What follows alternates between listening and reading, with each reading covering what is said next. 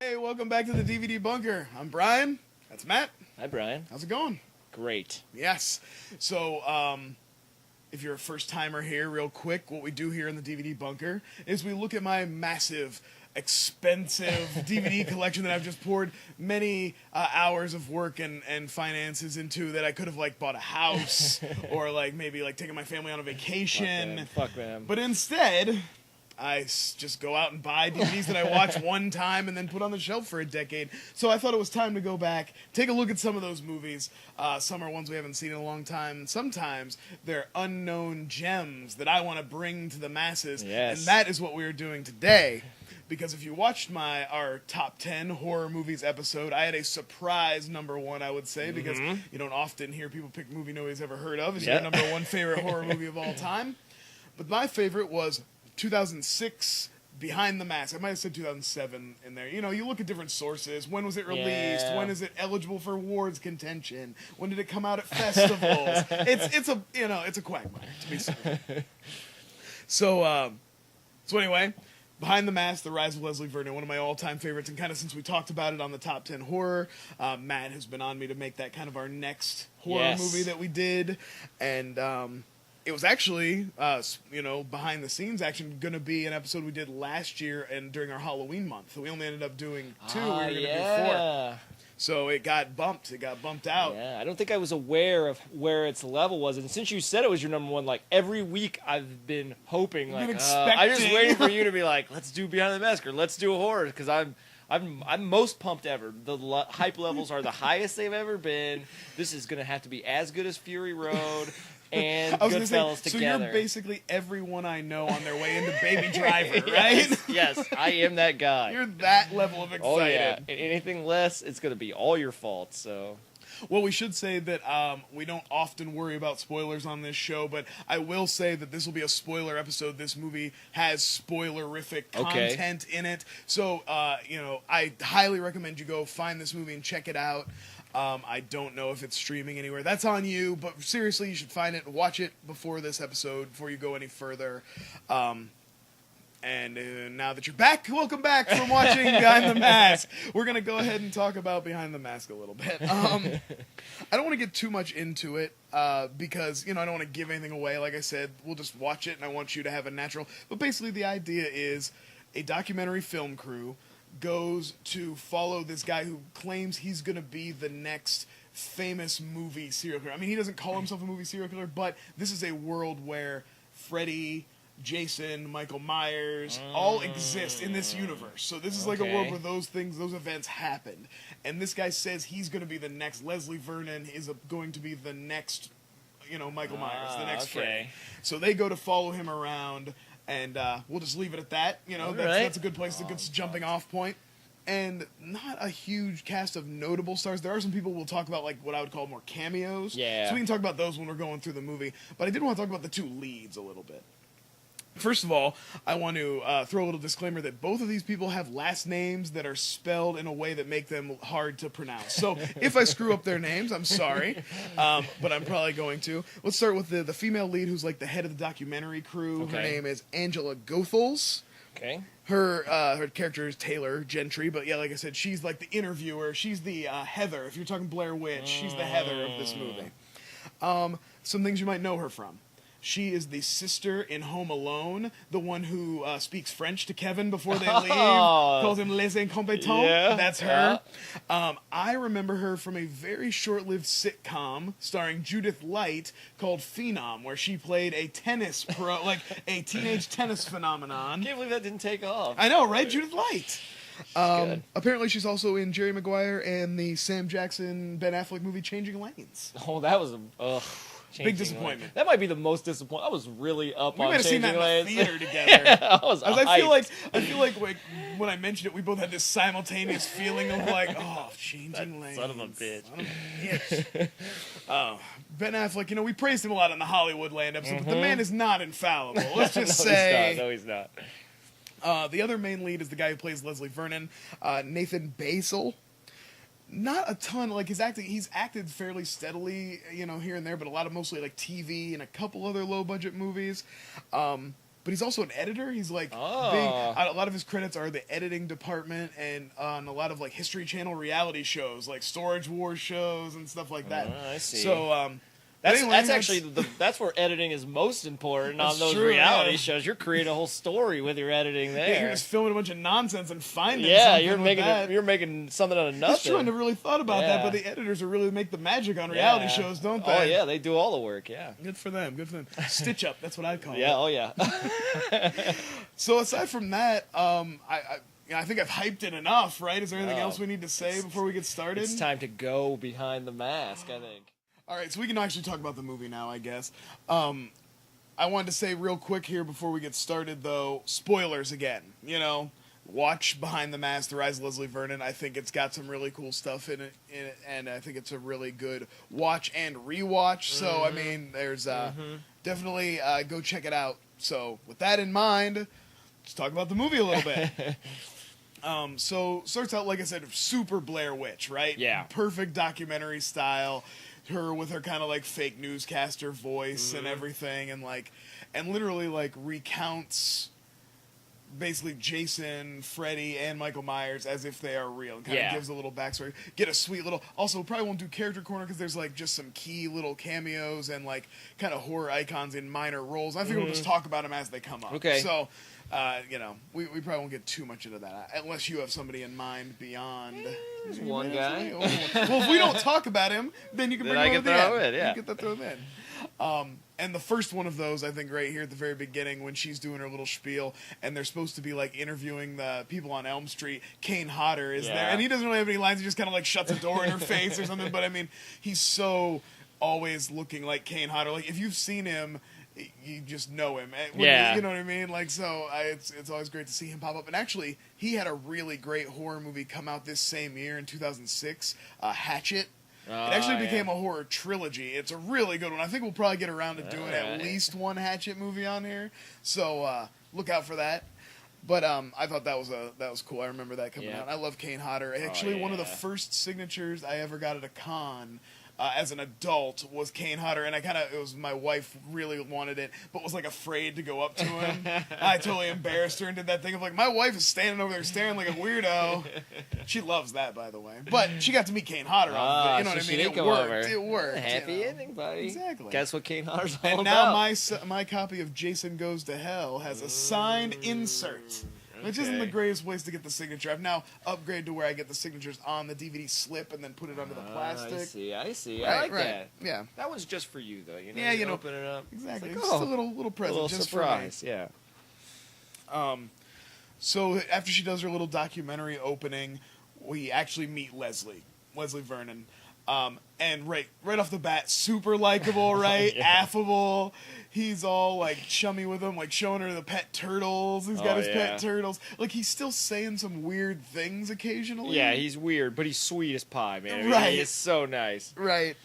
And he starts to, you know, we get our little intro with him, and the first part of them filming the documentary is kind of about them learning about what it takes to prep for this and like how he kind of prepares to do a string of supernatural murders. Yeah.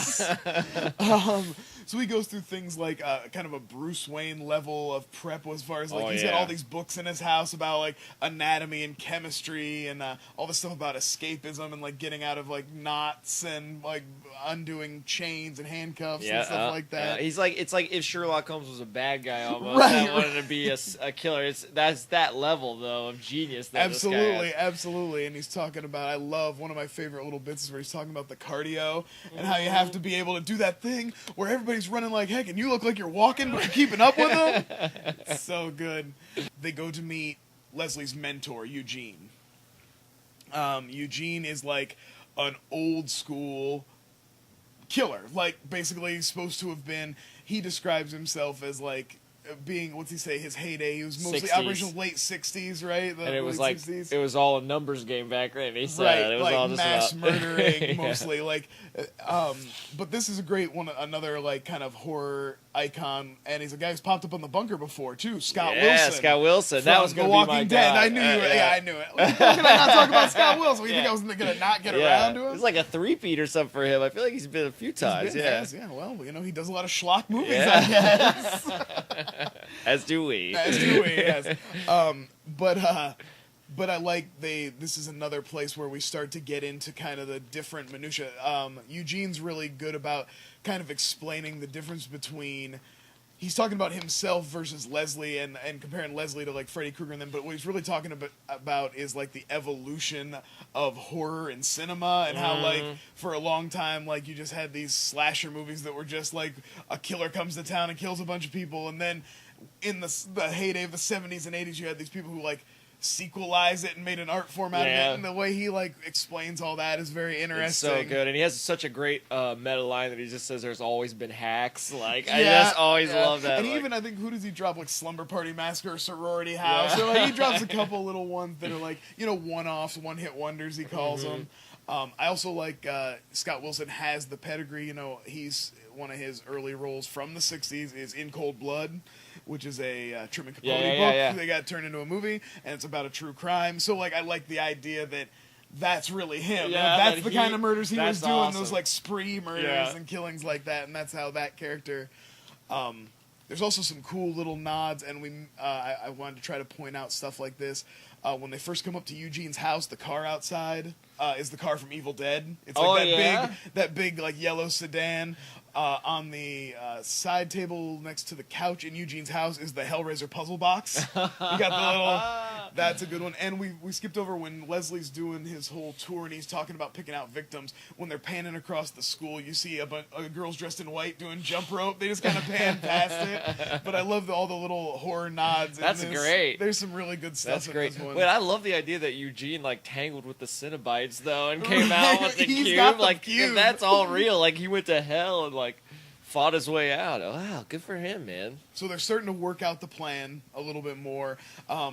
I like there's like interesting stuff here, like where he plants fake information in the library because like he knows the trope of the girl going to the library to look up information about this weird killer, and so there's stuff in there to like tie someone with her same last name to the rape of his mother, so that she thinks that there's a reason. It's like the Jamie Lee Curtis thing where she thinks she's related to him. But it doesn't come into to be fair, it doesn't come into Halloween 2. That was a retcon in Halloween 2. So if you're a purist, maybe you still don't think that Laurie Strode somebody that just watched the first one, just never like, watched I'm done with Halloween movies. I really like that one, and I'm done. I don't think that happened back in the 70s like it does now, where you just watch one and say never. No I don't want sequels. to screw this up. I'm down on sequels. So, and it works, of course, like most of Leslie's plans. It goes well. She goes to the library, and this is where she meets up. We see another horror movie icon cameo from Poltergeist, Zelda Rubinstein. Yeah. And Zelda gives her the like actual Leslie Vernon origin backstory, and this is the first time the movie goes cinematic. Yeah. It's been all pretty much documentary style, but now we go to like full on like long shots and stuff like that. So the full origin of Leslie Vernon, his mother is raped by this man who we are trying to connect to our survivor girl. He's born. She's married, so like when the baby's born, the father like horribly abuses the kid his whole life. Leslie's abused. He's forced to work in this the apple grove behind their house. Forced to press cider with only a hand scythe. So all this stuff is like building his legacy and his legend and like stuff that he's gonna. So you get the look of Leslie with the weird mask and the hand scythe and like the grove, and he talks about it as his backstory, but like it's all about luring the survivor girl out there under the harvest moon, and the what does he say? The mud gets wet like blood and stuff like this. So it's like he's all, and I love that they switch over to the more cinematic style for this, so Zelda Rubinstein can really sell it and everything. And of course, as soon as they're ramping up to like. And the town, he killed his mother and father, and the townsfolk rose up and threw him in the river, and then like. he's standing behind her. It's the first reveal. First time we see him in full costume. Yeah. And he throws up the hand sign, and the girl gives the big scream over the top. You know, it's such a great kind of like over the top iconic horror movie moment. I really love that. And then this is also where we get our reveal of the Ahab, which is Robert Englund. Man, this movie has Robert Englund in it, too. As a good guy. As a good guy, that's right. And basically he shows up, takes a shot at Leslie. They get really excited. And Ahab is, you know, like a nemesis. Like somebody who is your antithesis. If the whole idea is that evil needs to exist to create good, then like having an Ahab means you're doing your job right, I guess, you know? The excitement, the elation of when this guy shows up is like the greatest. They're jumping and hugging. He shows the video to Eugene and they're like cheering each other. Like, this is the greatest thing that can happen. There too, because he shoots him and he's like, "Oh, he shot you." He's like, "Yeah, it's all right. I was wearing a vest. It's fine. He's so laid back about everything that happens. When even before the library scene, he's like, "After I kill the librarian, I'll chase her around for a little while, and then I'll meet you guys outside." Like, he's such a nice guy. Yeah, it's really great. It's good stuff. So this is where you were talking about, like, after this, it's getting, like, too real for Taylor. So she goes to see Kelly, and that's when we get to see Leslie really cut loose. Oh, that's when it. Okay, the whole thing is, like, Leslie's going to give the documentary full access, but they have to stay away from Kelly, because that's, like, his whole life's work. That's the whole plan, and if they fuck it up, you know, that's everything. Mm-hmm. So, but after the whole scene at the library, Kelly's just like, she's over the top. She has to find out what's going on with Taylor has to find out what's going on with Kelly. So she actually goes to the diner where she's a waitress, but they're confronted by Robert Englund. Yeah. And Robert Englund tells them that the whole Leslie Vernon thing is total bullshit, and his real name is like Leslie Mancuso, and he's from Nevada or some shit.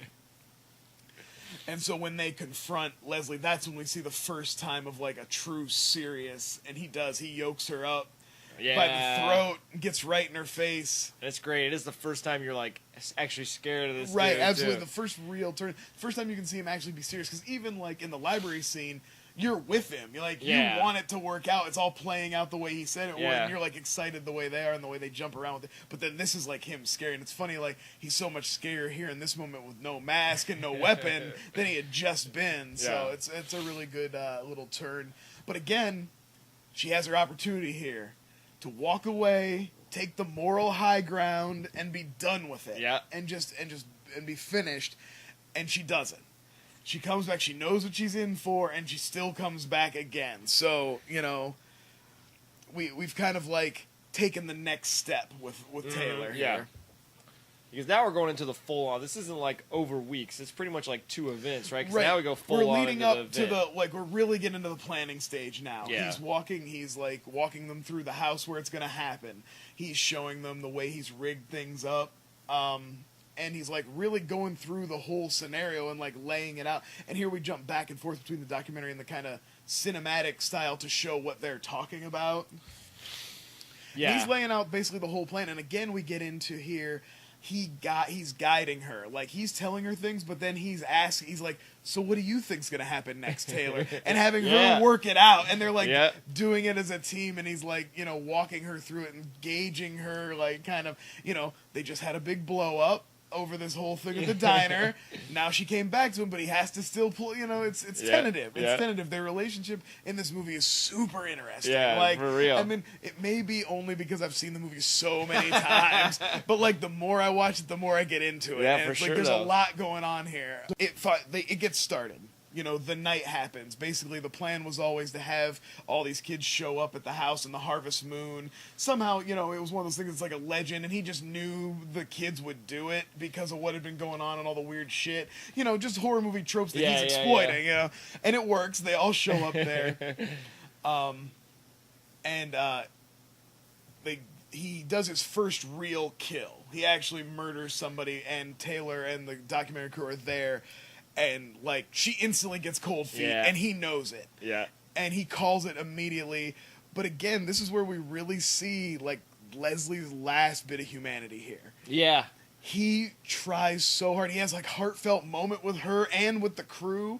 He lets them go. He takes them outside. He tells them, he's just like, just go, just get out of here. but she can't let it go. She can't leave well enough alone.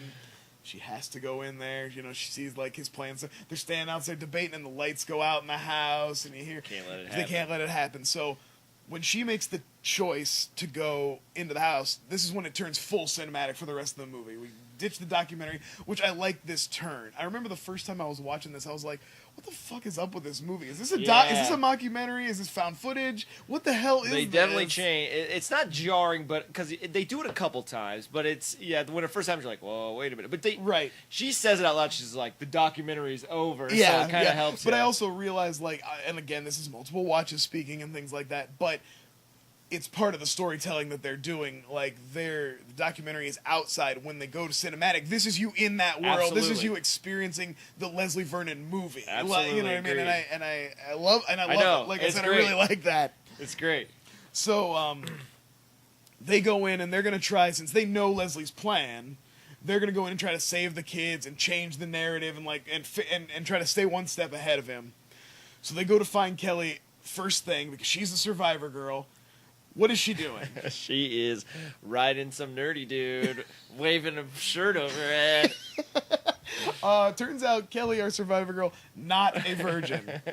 So that's one That's tick. the best part of the whole movie. Just the line they give that guy where he just goes, "That's not her first time." Well, yeah. Well, we should mention too. That's like the cameraman, and when they switch to cinematic, the cameraman, the documentary crew, she's basically had a sound guy and a cameraman, like you do, and they'd only been voices, and you see like maybe like the back of their shirt, and they beat each other shot accidentally because it's supposed to be kind of raw footage, but now they've become characters, and they're actually in, and one's kind of an Artie Lang type almost. He's real funny. They give him some good stuff. But yeah, he has a great line there. It's like, that was not her first time.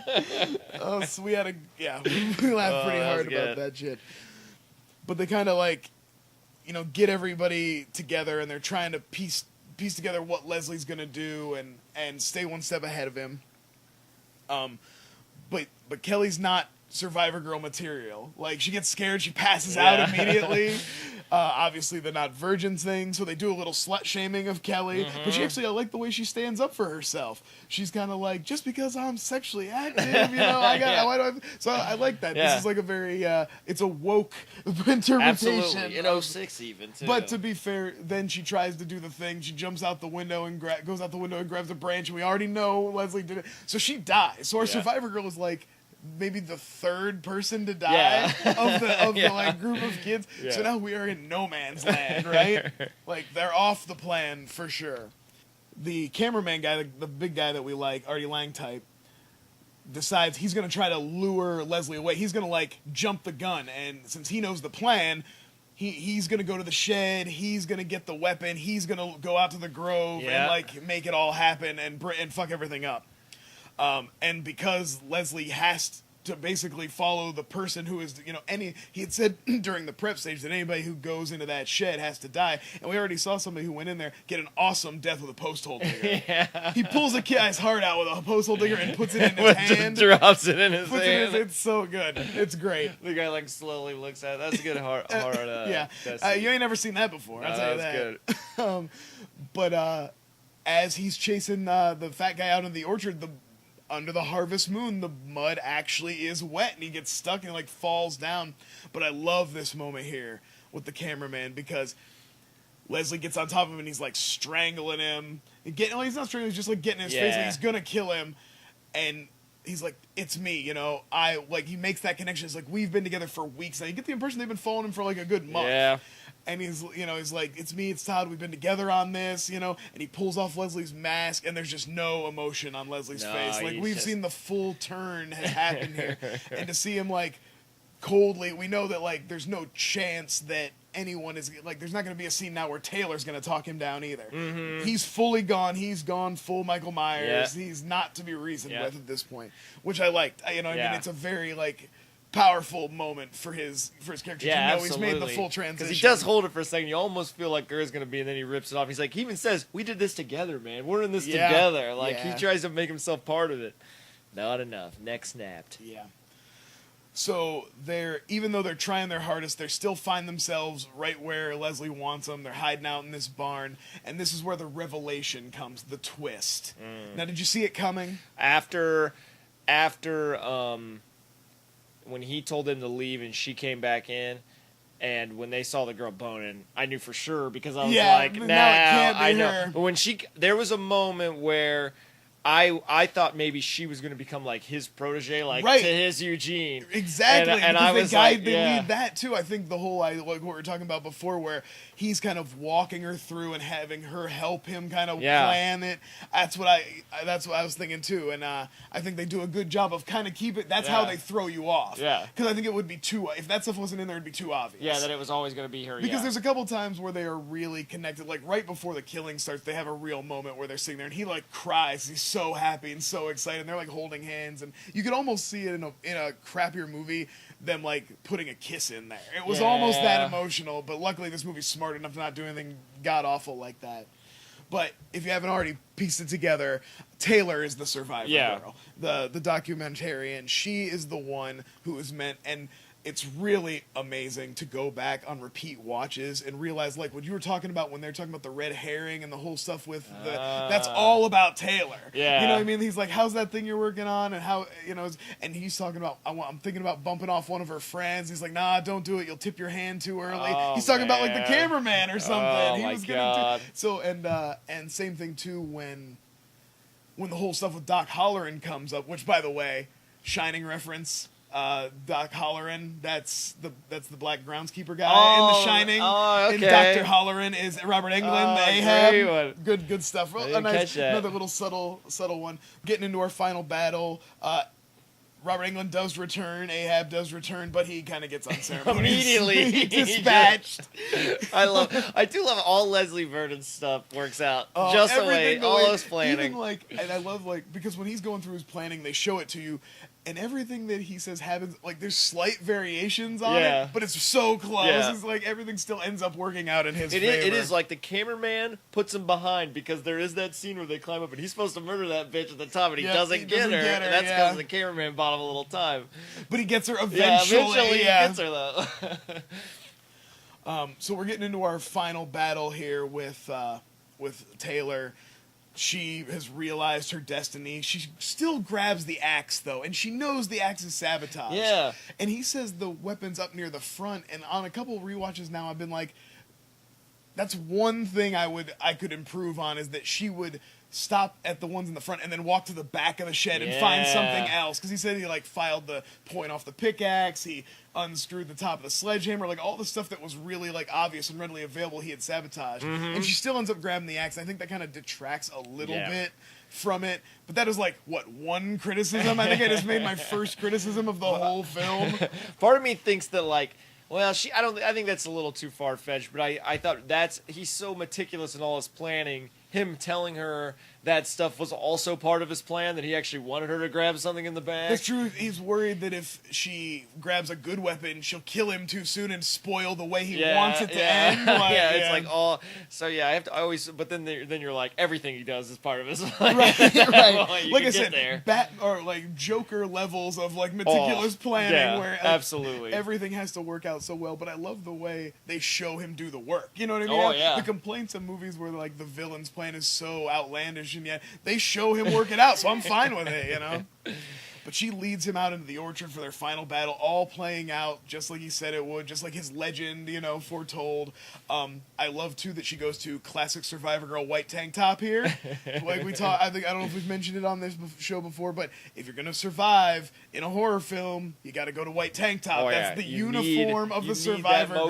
That's right. That's right. For running, for swinging. And maybe it's from being the tennis phenom in that show, but this girl had some arms. She had some good pipes. Yeah. She's walking around holding that axe. I was all right, I'll give it to you. She hit the gym. Because she's petite, but she's, because she's got that kind of high-necked, puffy sweater on all the time, and then she unveils, and she's got the guns and the white tank top. So I think she fulfills her destiny as the Survivor girl there. But they have their chase moment, and they do end up in the cider house, just like he wanted. And just as she's squeezing his head in the cider press, what are his last words? Do you remember? I didn't catch it. I could not hear what he said. I thought he said, "I love you." He says, "I knew you were the one." I knew you. I knew you were the one. So good. Right? I also like that because she is a good survivor girl, she goes the extra measure to burn the place down. She doesn't just squeeze his head and then walk away and be like, "I made it." She sprays gas around and burns, and watches it burn and screams. Yeah, throws the axe handle at him like, "Fuck and we you." find out that the boom mic guy and Doc O'Halloran survived. Yeah, he left some, which he also explains not perfect, but you know, it can happen. Not ideal. You don't want to leave. Let people get out. It happens. That was actually, I believe he referred to it as rule number 1. Is leave no survivors. Yeah, because he says it fucks up your whole system. Yeah. So, and that's pretty much how the movie ends. Place burns down. We do get maybe one of my favorite uses of music over the end credits. I love it. They use Talking Heads, Psycho Killer. Yeah, and the end credits kind of leave us that he may also be one of these supernatural killers, not just a man as we were told in the movie. Yeah, I mean, when he goes to visit Eugene the first time, they bring him up from the tomb, and he's been in sensory deprivation, and he says he's been underground for 3 days. He says it's something they do to practice, right? They says there's something they do to, it's when they're talking about all the different prep work, it's something they do to practice, like, lowering their heart rate, and, like, so it only beats a couple times a minute. So I'm not saying he's not human, but I'm saying they laid groundwork. He's obviously pretty badly burned. It's black and white security cam video, but he looks pretty bad. He also does note that he is aware of the chance that he is going to get burned, and he is taking like flame retardant measures in his makeup. Right. You got to assume the rest of the makeup under his mask. He talks about it's similar to what boxers use to like help close up your capillaries so you don't bleed as easy, and it doesn't keeps your eyes from swelling if you get hit. And he mentions that he put his own brand of flame retardant in it. That's right. Yeah, I forgot all about it. So, and you got to assume then all his whole outfit is flame retardant too. Yeah. And we know we got a vest on, so that's extra, for the impact. So, oh man, they definitely set up for a sequel. Like I said, that's basically only thing on this dude's IMDb, the writer director. Like, there's like one other thing, and then potential sequel, and I think it might have been Before the Mask or Beyond the Mask. I saw her credit that was like the prequel or something. Yeah, it was like Before the Mask or something. I don't, like I said, I'm not sure. It's one of those things that's kind of always been in the ether. You always, once in a while, you'll see an article about it pop up. Or like I said, I could have sworn I read something about maybe a prequel comic or something. So. I would just want to watch like him and Eugene, because you got to think of the scenes when you watch, like, talk about watching this again, how fucking like awesome this shit has to be for Eugene and for him, that they're in the house and they're talking to him like they planned this out with the wife like for years. I would love to watch how they met. And like, how do you do a sequel to a movie like this? I don't know, because like, do you do a straight up kind of horror style sequel with Leslie Vernon as the killer, still keep it kind of tongue in cheek, but like, do you lose the documentary angle altogether? Do you have a new documentary crew investigating? Do you like take a different angle? Full love story between him and her. Right. Yeah, do you do a Hannibal Clarice style with it? Obviously, for me, goes without saying, goodbye. What did you think? What's your full assessment here? So great. Like I said, the only thing that bummed me out was there wasn't more Leslie Vernon at the end. Do you think you can still go back and have him that way in the sequel and then get to, like, does it take away from his scariness? When you see the turn at the end of the movie, can he come back and be affable again? No, because I think you can do so much. It's like an art to him. The way that he looks at it, his character is, it's like, everything is like, it's like Picasso talking about a painting and stuff like that. And I think I could watch that over and over again. The way he thinks about things going wrong. You could do so many things with that. Like, it's so, this movie asks a lot of questions that it doesn't answer, and I love that about it. It's like, there's so much more I want to know about this world, these people. You could go anywhere with this. This is what I always talk about. Why can't all movies be connected with each other? Then you can just have fun with that shit. This is one of those ones that did it right. Everybody's complaining about shared universe. Like, just make everything in the same universe. Iron Man shows up. They fight Iron Man for a little bit.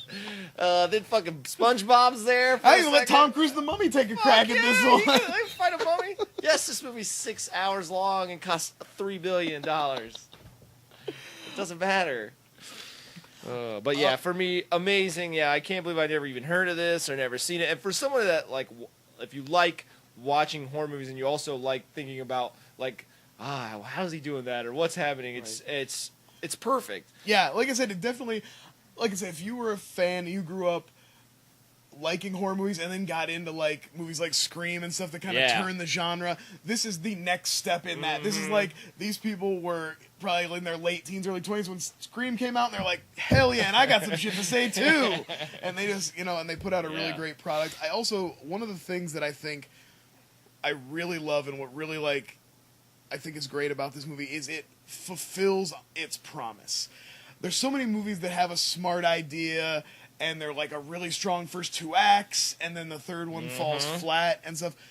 This movie becomes what it is emulating. It starts out as like a parody, and then it becomes like a meta genre bender and kind of like twisted view of the genre, and then it becomes a perfect version of that genre. It like fully embraces like what it is in the very end and goes like full on horror slasher. Yeah, you're absolutely right. So like I think that's what always pushes it over the top, because like the ideas in it are great, but I've also seen some of the things done here in other movies. You know what I mean? This isn't the first meta movie, and this isn't the only good one either, but it really like fully embraces it and then like goes full circle and becomes the thing it set out to be. I think it's like when a movie, I saw somebody online say this, I didn't agree at the time about the movie they were talking about, but the sentiment was right. If a movie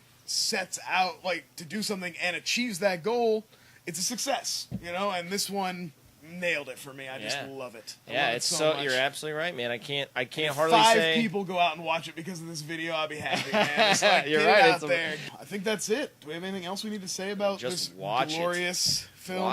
Man, go watch Behind the Mask, The Rise of Leslie Vernon.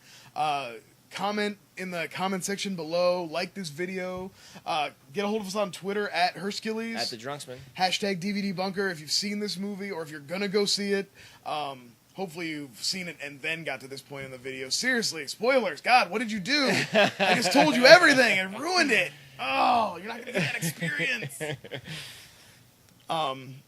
Thank you to Jeannine and Austin for the artwork and the banners all the time, and Ron for the music and the sweet-ass t-shirt. Check out the rest of the TUFF channel. OSP, BFF, Fan Friction's on hiatus right now. But who knows, if you're watching this in the future, maybe it's back. I don't know. Maybe it's been 10 years and you've decided to go back into the I've probably gone in and catalog. Out of retirement like 10 times by now. Oh my God. They're like, this is people that are like, oh, you remember the original guy that used to host with Brian back before Craig Kilborn joined the show? You're like, God, that was a rough couple years. Yeah. He just had to fight. He was hitting his stride. I heard that guy made it just a Best Buy now. Hey, but managers? Yeah, I'm a manager. Hey, all right. Did it, Mom? All right. Thanks. Bye. Adios.